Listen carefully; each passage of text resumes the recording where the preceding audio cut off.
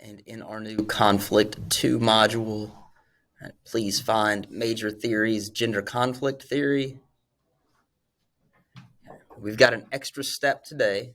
First things first, though, you want to download that first fillable PDF. If you're wondering why this other one's here, I've changed things up a little bit so that there are fewer but bigger documents for this section. So sorry if you think, well, that would have been nice for us. Probably so. But I don't want to change up your horse midstream. Once you've got that downloaded, please open a new tab. Open Cami from your bookmarks.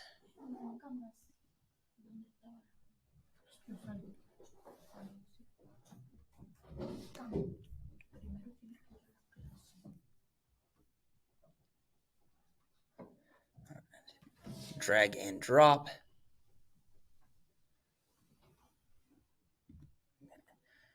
And you guys should not be seeing that, but remember, every time you do see it, highlight in blue the version you've already been working in and get that open. Our notes are mostly going to be follow along in order. We do have some sets where we're going to be working with examples. We're going to have some Pear Deck stuff to help us with that. That's our extra step today.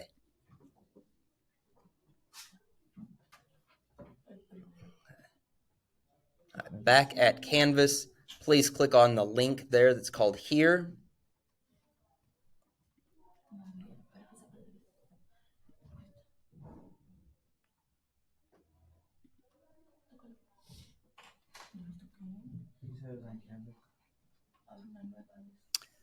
Yes, you're going to back in Canvas. You're going to click on the link to go to Pear Deck, which, since I'm recording this, I should probably point with the cursor or people won't see that.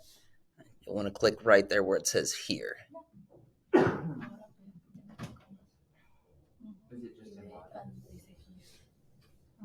Yes.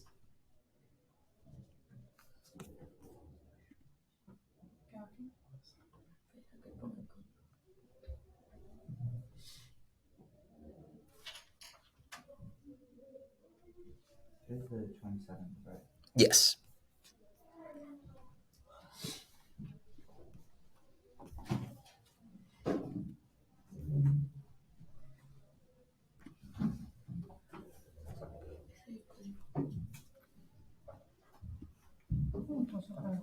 Okay, and there is your join code.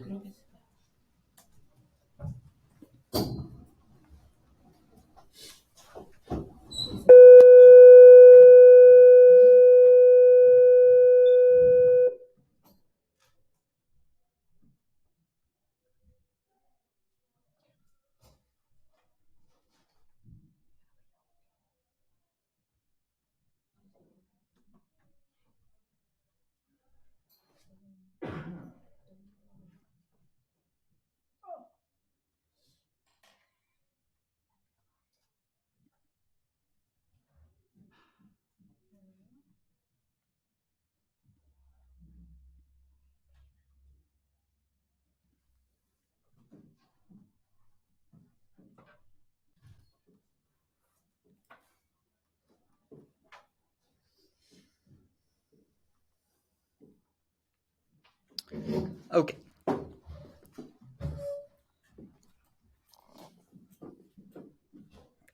So we're going to be looking at gender conflict theory, bless you, sometimes also talked about as feminist conflict theory. Yeah, there are lots of varieties of this. And, of course, the topic of gender in our own society and in the field of sociology is a hot topic. Lots of debate, lots of activity. And so this is one of the most vibrant and changing parts of the field of sociology right now. But at its foundation, some things are pretty consistent. That's where we're going to start. One of those things that is a consistent theme in these types of theory is the argument that society is defined by its male domination. That is the key characteristic of society, right? And it affects every other part of society.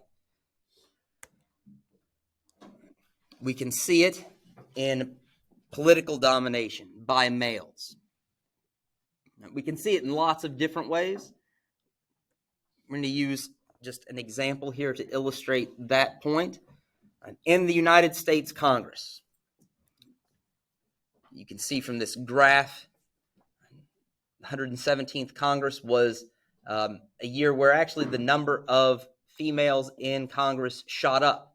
Right? And it's never been higher than it's been in the 117th Congress. And still, of the 439 members, only 27% are women.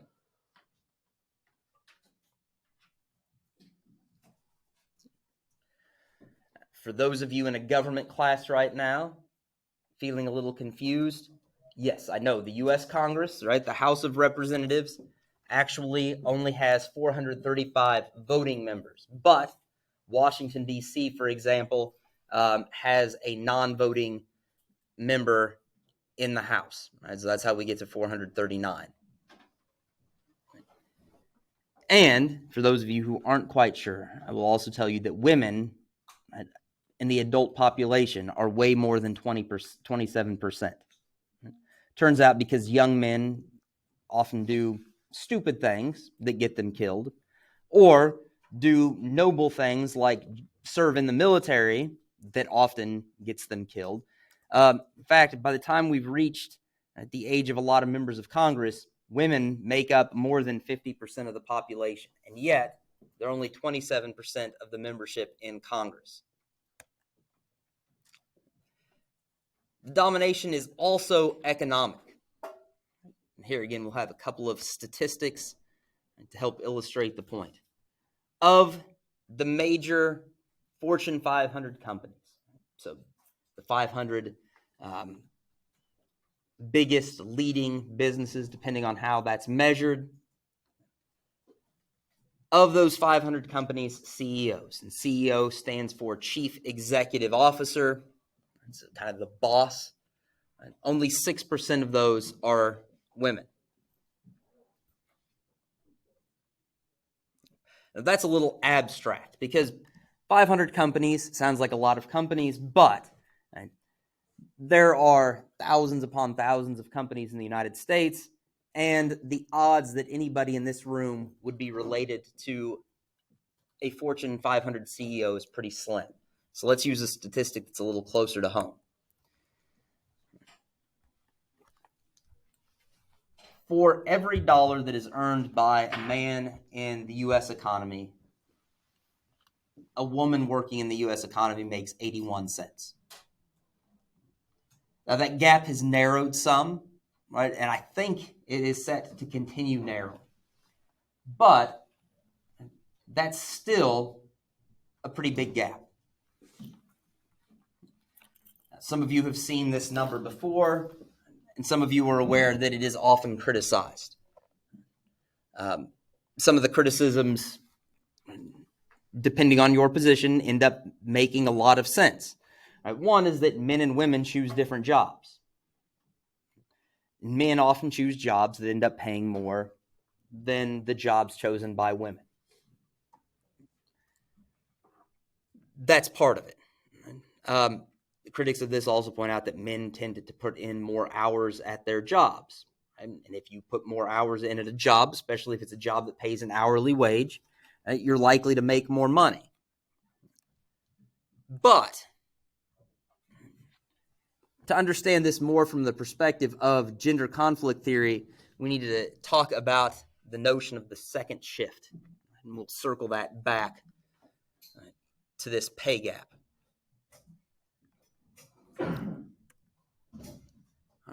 So the second shift is the idea that in relationships where men and women live together, the women tend to do more domestic work than their male partners. So give me some examples. What is this domestic work that we're talking about? Don't say them out loud. Put them in the Pear Deck. And if you still need to join the Pear Deck, that code is up there. Yep.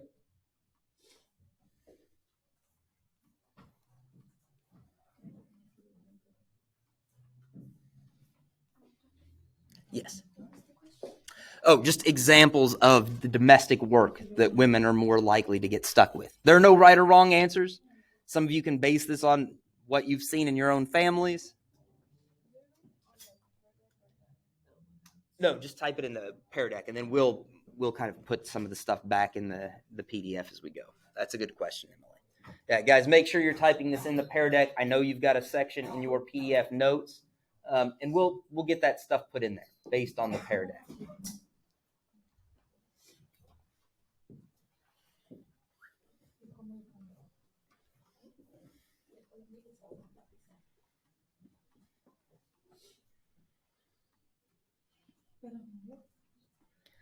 Let's give it about 30 more seconds for you guys to think of some examples.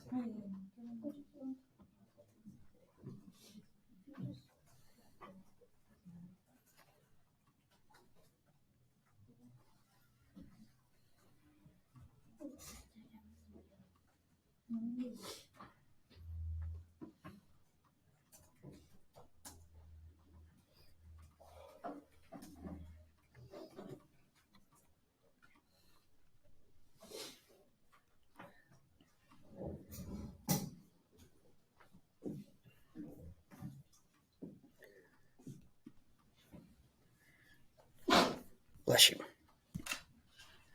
Okay, so some of the examples you guys came up with: cleaning, nursing, taking care of children, housework in general, watching the kids, laundry, dishes, taking care of children. Yes, being all alone with the baby.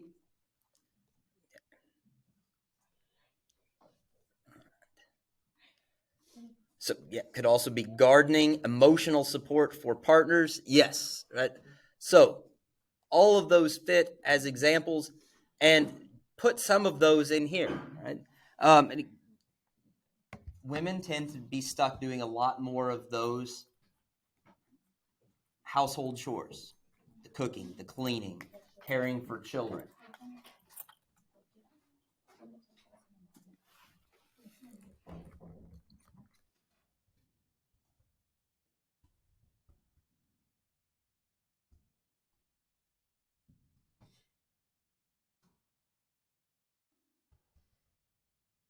Just general, I mean, is what fits with a lot of what you guys are talking about, especially that second to last comment about emotional support, right? Caretaking. The concept called like emotional labor or something. Yeah, no, I think you're right. And your list does not have to match that. I mean, just should be close.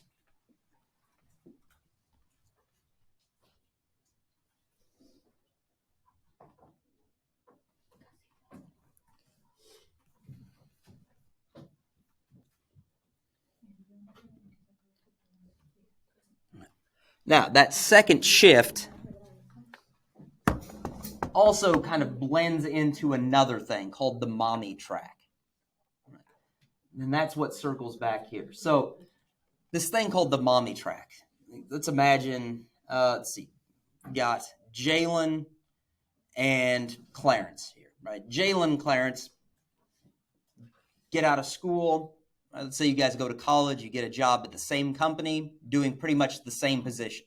And you guys are doing the same tasks. 10 years later, you're both still at that company, still in that job. You've each gotten married. You each have children, not to each other and not with each other, right? But you've got your families, right? During that 10 years, when family has happened, right, Clarence has gotten several raises, right? Maybe even a promotion. Still doing the same job, but you've got a promotion, you're making more money. Jalen has not. Right? Maybe Jalen got some little raises to keep up with inflation and that kind of thing, right? But Jalen is pretty much where Jalen was when she started. And the reason for that is what's called the mommy track. Right? Jalen getting married, now you all of a sudden you got more domestic work. Having kids, more of the burden of taking care of those children fell on you. Plus, let's not forget, no matter how equal our societies might get in terms of sharing the housework, females will continue to bear most of the biological burden of having children. Maybe have to take time off work towards the end of pregnancy when it's too hard to stay on your feet or you're sick. Then after the baby is born, it's time for recovery. And maybe Jalen has to take some maternity leave to be with that kid. And especially in the United States, that's a big deal. In other countries, there's paid maternity leave. I'm not arguing that that's a good or a bad thing, but for Jalen, that means lost time off work. Sure, the government has laws that say when Jalen is ready to return to work, her employer has to let her back to that job, right? But that doesn't mean the employer has to pay her while she's on maternity leave. And so Jalen's had to take some more time off, and Jalen can't necessarily put in those extra hours when the company needs extra work. Clarence can, right? Clarence doesn't have that second shift. Jalen does. So all of those things have put Jalen on the mommy track, and 10 years down the road, Clarence is making significantly more money doing the same line of work. And that's the story there in terms of economic domination. Now, if you're thinking for either of these things, second shift, mommy track, pay gap, that's not how it is in my family. It's quite possible that it's not. These are general trends. Right? They're correct in general. That doesn't mean they're correct for specific cases. I'll tell you my own household, my wife and I split the domestic work a lot. There's a fair chance that I actually end up doing more of it. That's not because I'm an awesome guy, but that's also because my wife has a job where she has to put in longer hours and she gets paid more than I do. So neither of these things is true for my household, and they might not be true for yours, but in general, this is what we see. So I just want to be clear about that.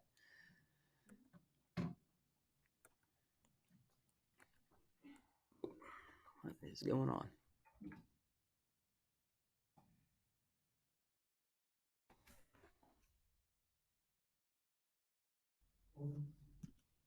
Okay. Now, the third part of this, right? We've had political domination, economic domination. Those we can talk about in terms of graphs and charts and numbers. It's a little clear cut. Cultural domination is a messier story. Because cultural domination is built on something that is fuzzier and harder to measure, and that is socially constructed gender differences.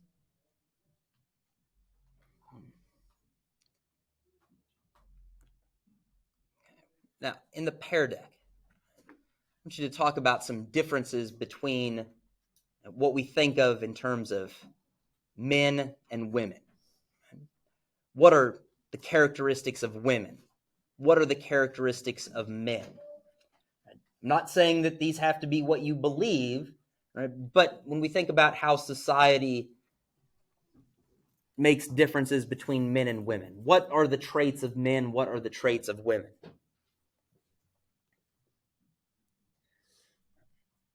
And if you need just a little inspiration, that's why I've put the old movie poster for Romancing the Stone, right, an 80s classic, up there for you as kind of your inspiration.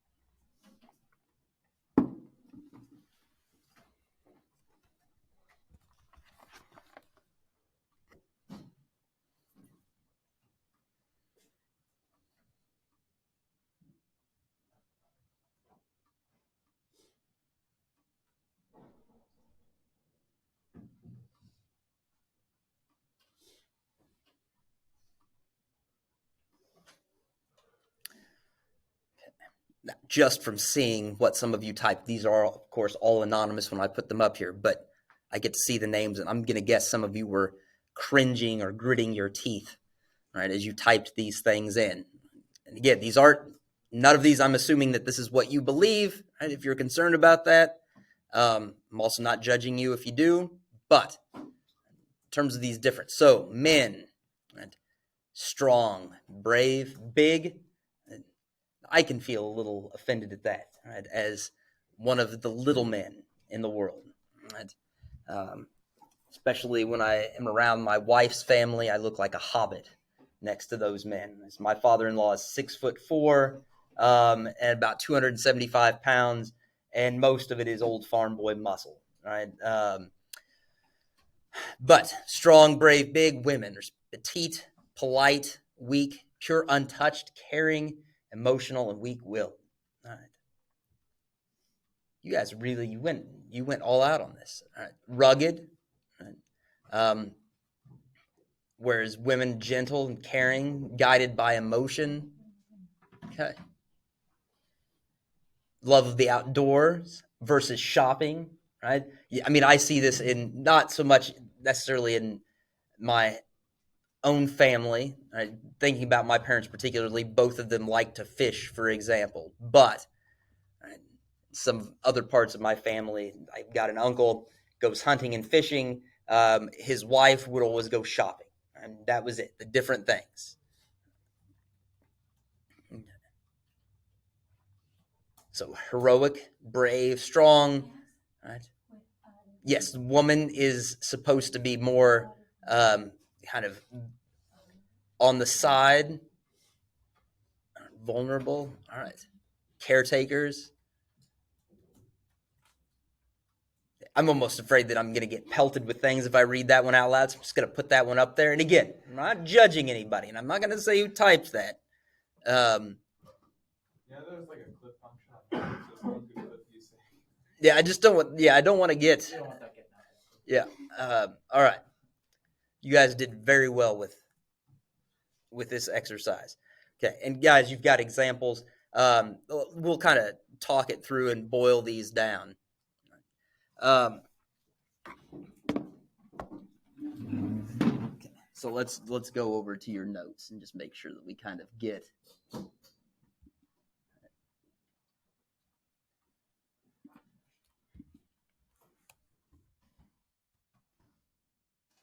We'll kind of take like the opposites for each trait. So men are supposed to be rational, reasoning, right? We make decisions based on the pros and the cons, the costs and the benefits, and we weigh it up and we make the best decision. How do women make decisions? What guides women's decision making? Someone said it was emotional. Emotional. Emily, was that what you were going to go with? Yeah. Yeah, I mean that's the stereotypical thing. And men are guided by their heads, and women are guided by their hearts. Right?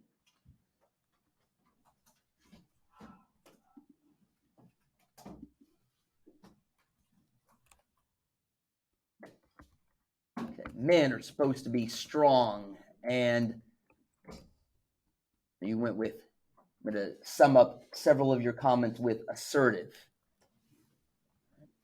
You could even say aggressive, and I would be okay with that.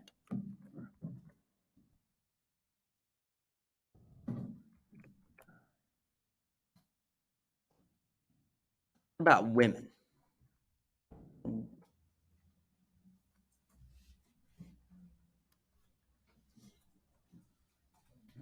Do they necessarily have to be weak?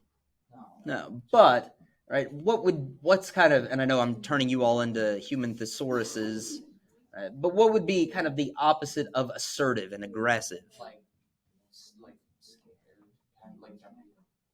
Okay, so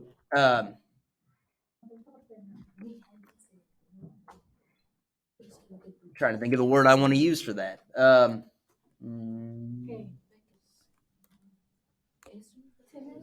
Timid. Perfect. Nicely done. Who came up with that? Emily. Nicely done. Timid.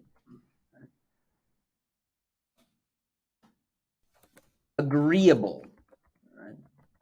kind of the opposite of assertive, right? And depending on your society, submissive in the face of aggression.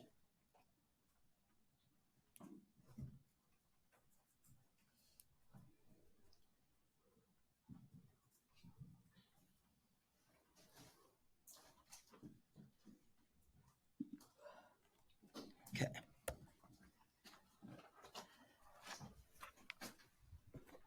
And all of this gets reinforced by the valorization of masculinity. If you're thinking he's just making up words now, I'm not. Yeah. Yes. This is a term that is often used in feminist sociological literature. And what it means is that masculine traits are glorified as superior to feminine traits.